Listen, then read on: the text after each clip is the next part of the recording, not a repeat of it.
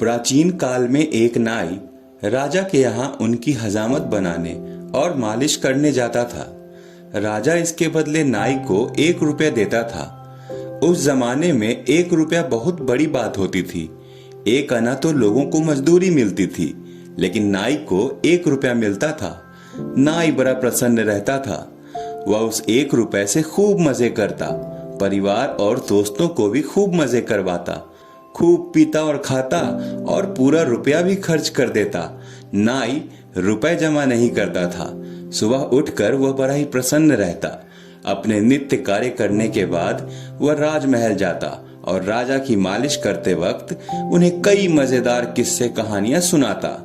उसके चेहरे पर सदा प्रसन्नता बनी रहती। एक दिन राजा को उससे ईर्ष्या होने लगी कि आखिर ये नाई इतना खुश और निश्चिंत कैसे है। मैं अपनी जिंदगी में इतना खुश कभी नहीं रहा। एक दिन राजा ने पूछा, भाई तू इतना प्रसन्न कैसे है? नाई ये सुनकर थोड़ा चौंका, क्योंकि उसे तो इस बात का एहसास ही नहीं था कि वो प्रसन्न है। उसने कहा, महाराज मैं तो कुछ नहीं जानता, मैं कोई बड़ा ज्ञानी ध्यानी व्यक्ति नहीं, परंतु जैसे आप मुझे देखकर चकित होते हो, मैं आपको देखकर चकित होता हूं कि आपके दुखी होने का कारण क्या है।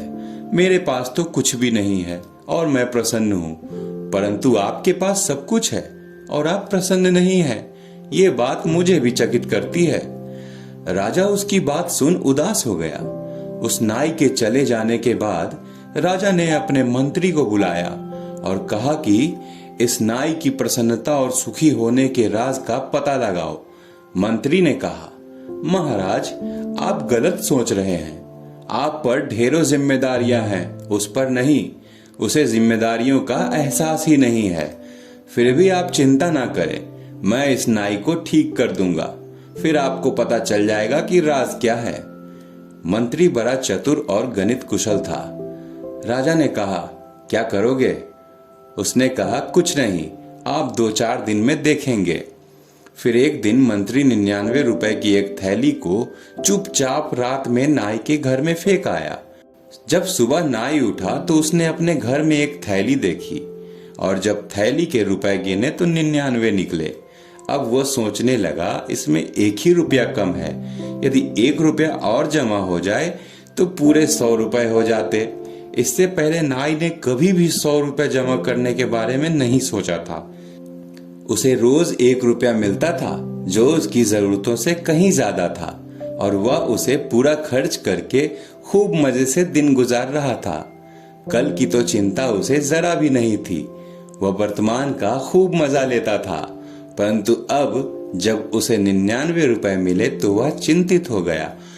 आज पहली दफा उसे कल की चिंता हुई। 99 पास में थे, 100 करने में देर ही क्या थी। उसने सोचा सिर्फ 1 ही दिन दुख उठाना है, अब कोई खाना पीना मौज मस्ती नहीं।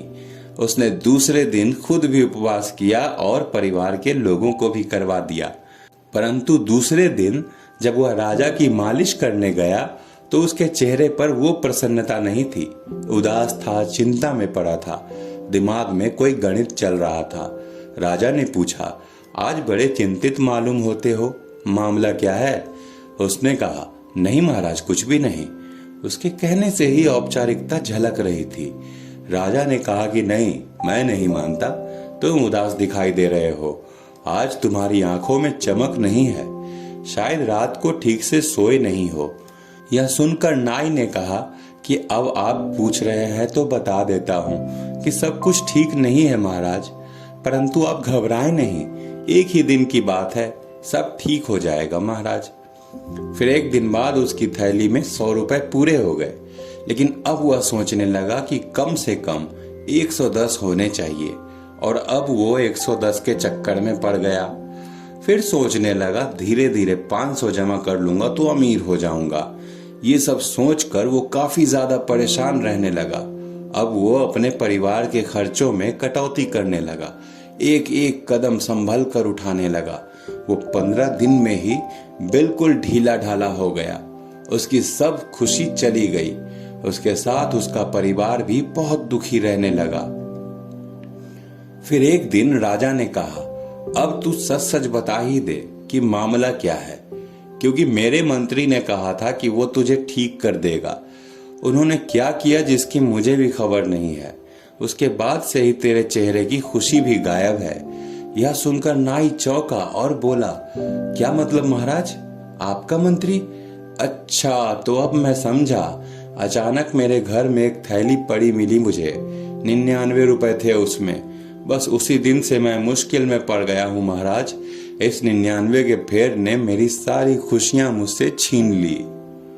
इस वीडियो को पूरा देखने के लिए आप सबका बहुत बहुत धन्यवाद दोस्तों। आप सबका दिन शुभ हो।